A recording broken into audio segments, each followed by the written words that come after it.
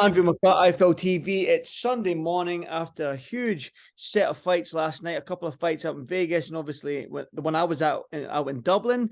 I'm with the man himself, Spencer Fearon. What is happening, brother? I'm a little bit tired, so I was at the airport at 4:30 this morning. Didn't get back to the hotel till like 1:45. So I've had a couple hours sleep, home, kids. You know what it's like, Spence. Yeah, trust me about it. Trust me about it. You know what I mean? I just come back from doing the shopping. It was like crazy. It's like because Christmas is coming up now. It's like mad on the road just to do your ordinary shop, but it's been done now. So I mean, praise be to God. And you know what I mean? And yeah, so we're cool, and I pray everything's good with you, Andrew. Everything's fantastic with me. Just a little bit tired, like I said. But you know what? This we're in the spot. This is what we do, and we love it because we get to sit and watch great fights. You were out in Saudi Arabia the other month there for Ngannou Fury. It's a great. We're spoiled because it's not really a job, is it, Spencer? What we do, we're in a sport we love, and we get to just talk boxing, which is probably probably the easiest thing in the world to do, right? You know what? If someone, you know what? When you love what you do, it's never really work, is it? Mm-hmm. You know, when you love what you do. So, and that's something That's I'm incredibly grateful for. You know. Likewise, Spence. Let's talk about it then. Obviously, last night, Katie Taylor got her revenge over Chantel Cameron. I will talk about a little bit of controversies with the holding, the headbutts, and the knockdown in the first round that wasn't scored. If you thought it was a knockdown, yeah, but just overall the performance between both. Did you think it was a knockdown? You know what, Spence? I'll be honest here, right? Because when I was sitting ringside, it was you seen the feet, and we all said the feet got tangled. The feet got tangled. That's what we saw at ringside. But then I watched it. I just literally watched it back about an hour and a half ago, and I was like, that was a knockdown. That I It don't. was a knockdown. Yeah. I think it was a It knockdown. was Yeah, not when I watched it no back. way the feet getting tangled or anything, and that cost Chantel Cameron her victory because if one judge had it 95-95, 5 rounds apiece, then that actually cost her victory because if it was scored a 10-8 round with that knockdown, then she would have been adjudicated that winner. I mean, by a point or maybe by 2 points because that was a 10-8 round. And so my heart goes out for her, but in all honesty and in fairness, the right person did win the fight. It wasn't a robbery. I've seen a lot of people saying that was a robbery. It wasn't a robbery. Something bad scoring happened in that in the round where she should have been awarded a knockdown where she floored Katie Taylor with that hard. It was a stiff left jab, right? Yeah. Stiff left jab. You know what I mean, I don't want to boast, but similar to what Sugar Ray Leonard did to Wilfred Benitez in round 3 in November of 1979. It's kind of mad how many years ago that was now, right? But it Before was my very time, simple. Spence. Pardon me? Before my time. I was about 3 years old, but you know, we go back to watch tapes, right? And not only that, but the late great Harry Carpenter did the commentary for BBC. So I believe to myself that I watched it when I was a kid, but I really doubt it. But over the years, like you collect videotapes and everything else. But yeah, but I'm digressing. So yeah, to knock someone over with a jab, that's you have to realize how serious the jab is. Her jab that she threw, it was a great shot, and it should have been scored a knockdown. But the better work right throughout the fight was being administered by Katie Taylor. So in my mind, Katie Taylor still won that round, still won the fight, sorry. And I had it 96 to 94 for Katie Taylor. But, you know, Chantel Cameron can come again. I think there's a lot of pressure on her, knowing that she's fighting the island, knowing that she's the away fighter, knowing that the star who brought out everyone. Yeah, I mean, even see Ed Sheeran there. You know what I mean?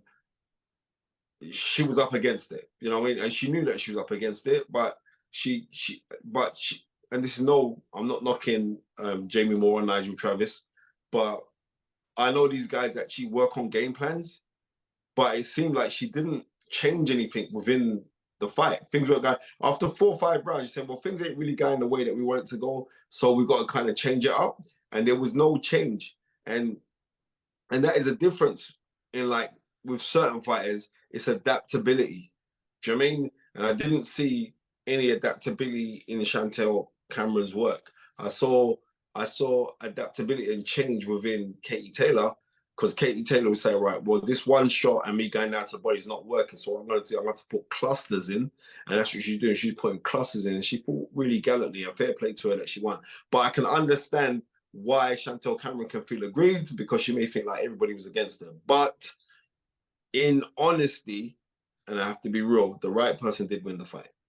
Obviously, just to go back to Chantel Cameron, not change it up. Obviously, she had that nasty gash on her forehead, and you know yourself, Spencer, being an ex-fighter and whatnot. Sometimes when you have a cut that bad that's constantly bleeding, it throws you off your game plan a little bit, because you almost want to protect the cut as much as throw punches. Do you know what I mean? Do you think that may have played a little part in her sort of not changing up her game plan or whatnot? Not necessarily, because she could have changed her game plan to protect the cut, because she was cut, but she was still aggressing. So she started the first round and she ended the 10th round fighting exactly the same way. I think it was right, like round 7, she started to change things by throwing uppercuts up in the middle, which something that I believe that she could have started to do from round 3. Like, she could have flicked the jab, then threw the right uppercut. But it's easy for us to sit down on the back and say, oh, what you should have done and all the rest of it. End of the day, Chantel Cameron is still a fantastic fighter. She's still a champion in my eyes, and she can come again. And me personally, I would, because Katie Taylor is 37 now, right? Yes. I would like to see Katie Taylor retire now. What more is there for her? What more?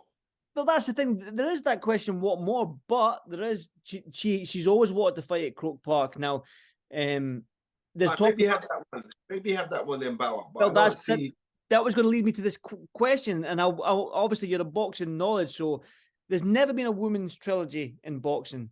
All right. Well, I don't think there has anyway. But there's been loads of men. World titles, hasn't it? No, but there's been great trilogies in the past. I can name maybe 4 off the top of the head. And obviously, you got Ward Guy, clearly, you got the Ali Frazier's, and you've got Morales Barrera, and then more recently, you've got Tyson Fury and Wilder. And a trilogy always captures the imagination of us boxing fans, because it's like the rubber match. It's the one that settles the score, really, if it's one apiece. So there's talk about Croke Park, 80,000 people in this stadium. Chantel Cameron getting another crack at the Katie Taylor. I don't know if you sensed the atmosphere from the TV screen, Spence, but that was an unbelievable atmosphere. It was probably one of the best atmospheres I've been to in the boxing game, and I've been to however many fights I've been to, but that was phenomenal. And I can only imagine what 80,000 would feel like in a trilogy with Chantel Cameron. Well, you know what? There were times in there where, in my, I have to keep it, and I have to be totally honest. Even though that was a great performance by Katie Taylor, maybe that could have just been her last great performance. Because if I go back to her fight prior to fighting Chantel Cameron, she never looked that impressive to me, right? And maybe she needed something to have a bit between her teeth, maybe so. But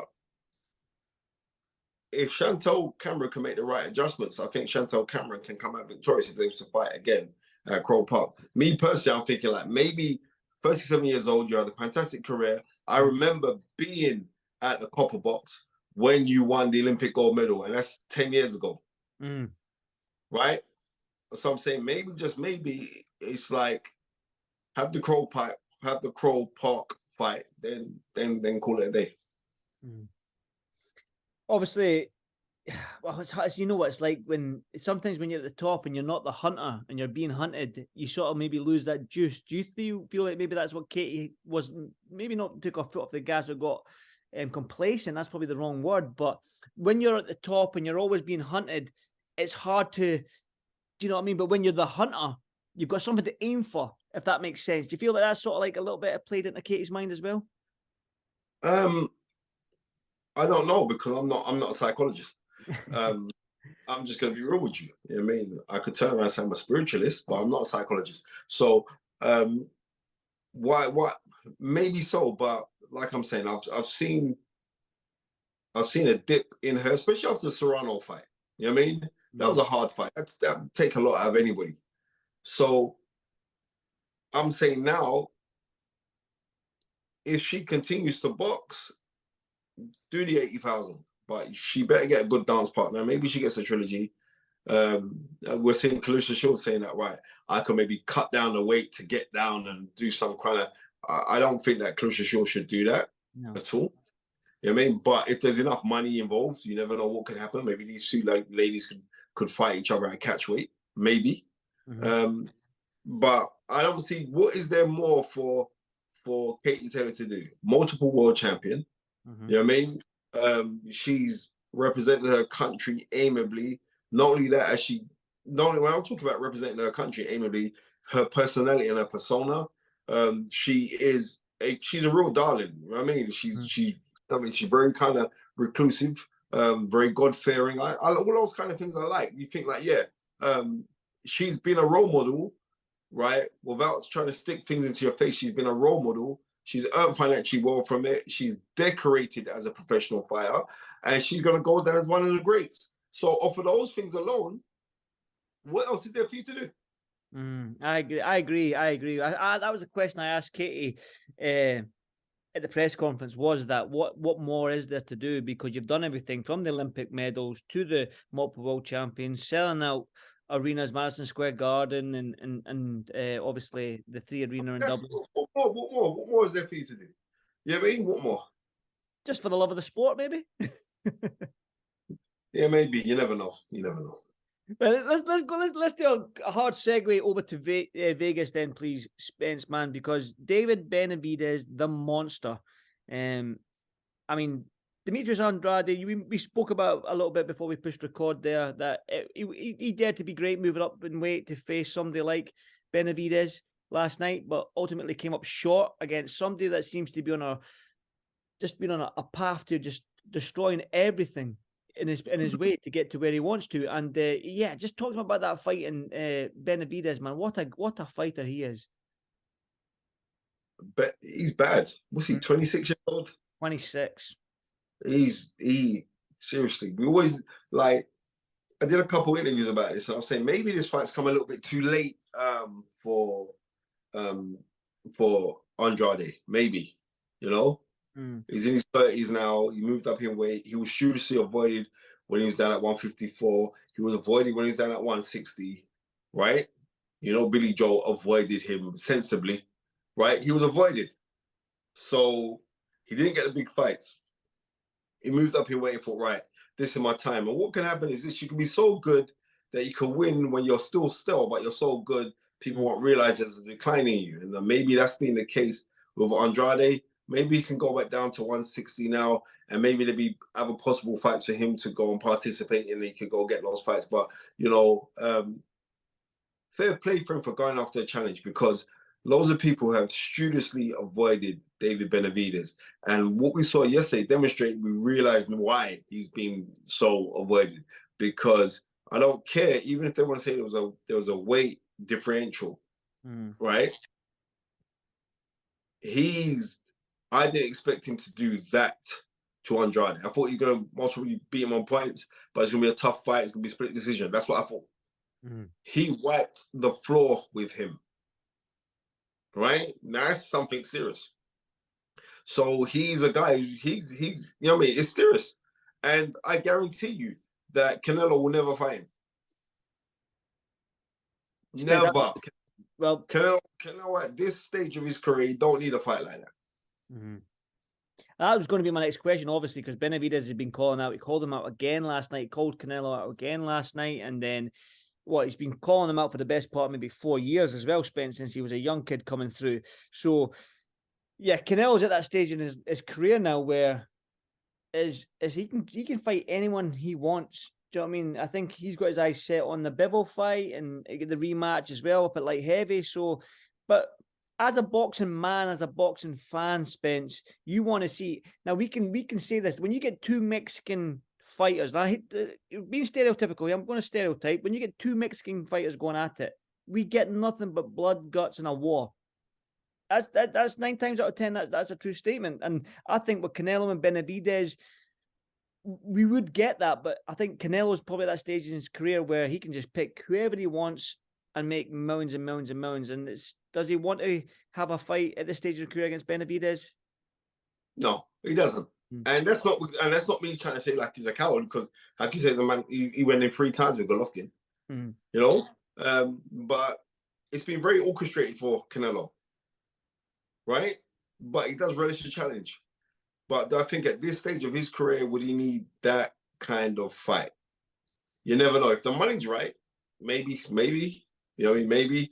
But I still don't think Benavidez is big enough to us as boxing people. He's big enough, but I mean to the general public, then he's not big enough. So I can't see that fight happening. But you never know. With Al Heyman, you never know what they could be sitting down trying to pull out for him. We never know. Well, listen, we'll look at Saudi Arabia right now with what they're doing with the day of reckoning on the 23rd of December. We've got Wilder, Joshua on the same card. We've got Bivol and Jaya Pattaya. We've got great fights up at Dindin. We've finally got the undisputed fight in the 23rd. I'll ask this, mate. I want to stay on the Saudi thing because you were out there and you got to witness everything that was out there, Spencer. I'm lucky enough to go on the December 23rd, so I'm looking forward to it. But boxing has waited, the best part of 14 years to see Eddie Hearn and Frank Warren on the same press conference in the same room doing business together. We got it. Boxing has been waiting, 6 years for at least Joshua and Wilder to get this close to fighting each other. We're almost there. Spence, we've been waiting 24 years for the undisputed heavyweight champion, and we're getting it. Yeah. 25 years, 25. I knew I'd mess up somewhere, Spence, and you'd correct me. 25 next year, you're right. It's actually 24 years. It's 24 years. It's 24 years this month because we're still in November, and it was November 11th. Sorry, November 13th. November 13th.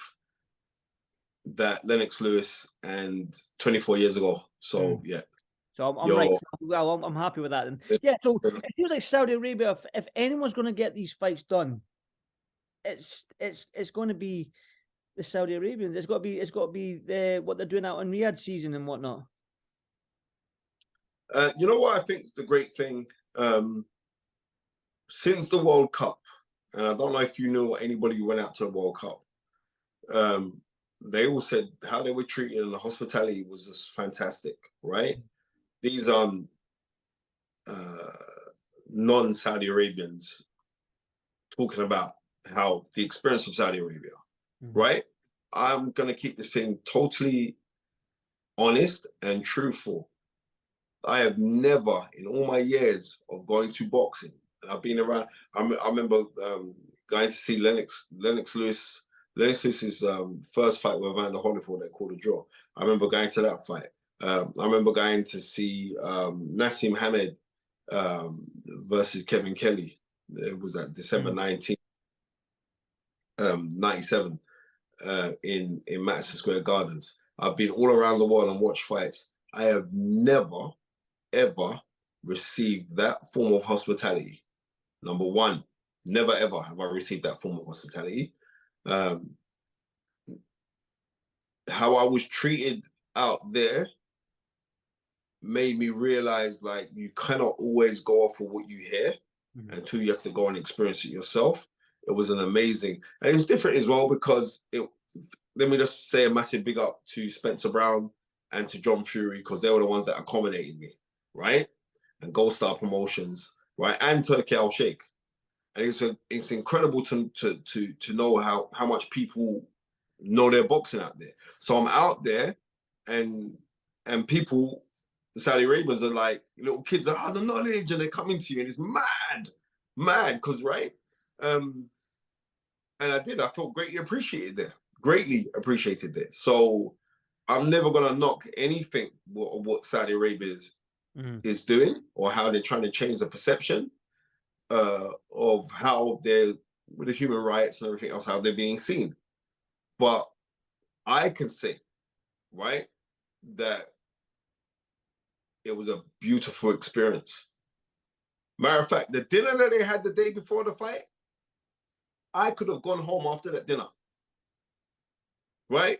Because if I died and went to a boxing heaven, that was it, just there. For me to see my childhood heroes who I'd wake up at 3 o'clock in the morning to go and watch, all inside of a room, sitting down, coercing and conversating. Saudi Arabia is literally going to be the new Mecca of boxing. And that's it. So I would say to everybody, if you haven't bought your ticket already to go to the fight on the 23rd, which is, I think, is going to be a spectacular show.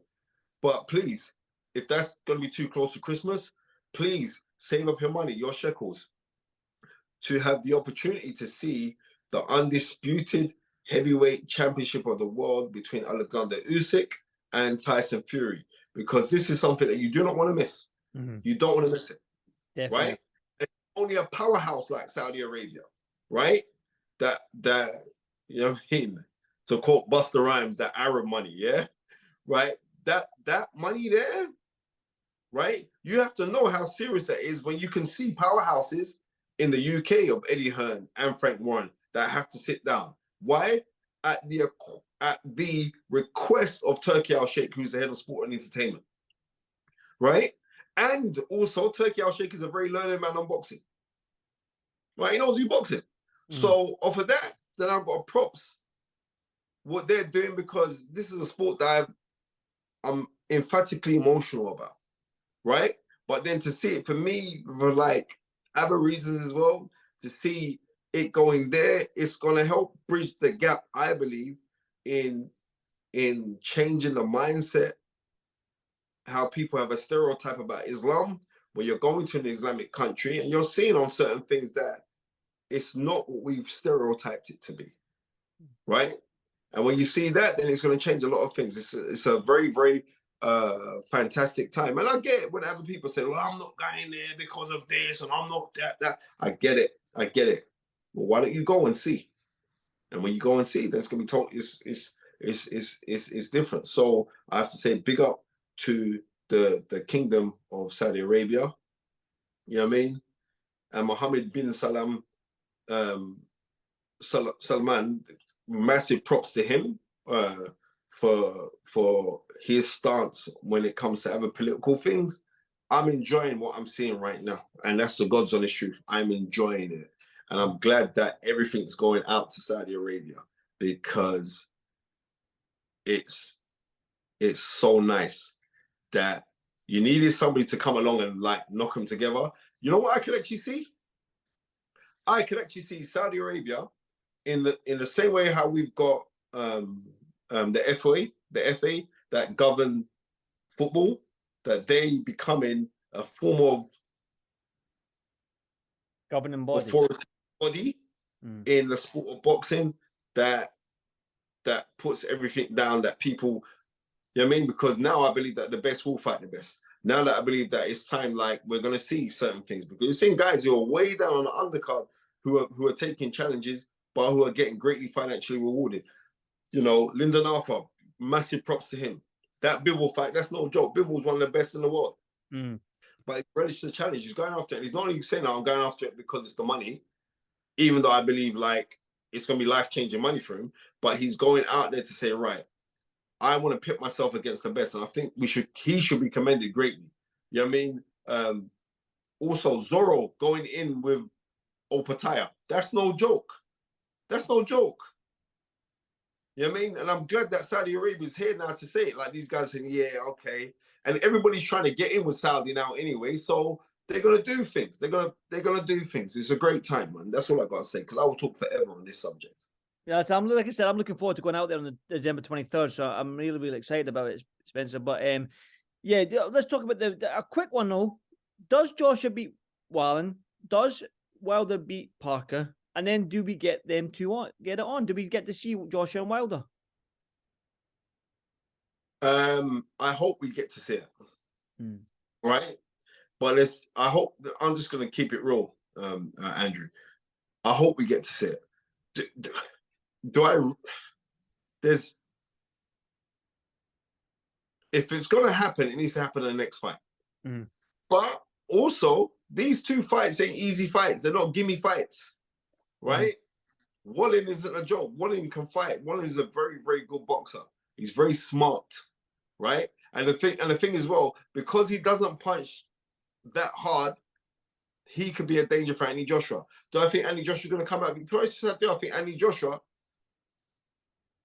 especially now that he's working with Ben Davison, right? Is 6 weeks enough, Spence? Is 6 weeks with Ben Davison enough for a fight like this? No, but he's been doing some bits with him before. I mean, we know of, right? I think it will be enough because Ben Davison isn't that greatly experienced, yeah? But what he's experienced is a very good philosopher. So I think Ben Davison can get Anthony Joshua, we can see, like, to getting grounded, to start throwing hard shots again and maybe believing in that punching power. Like, not just trying to box because people say, oh, well, you've come into the game late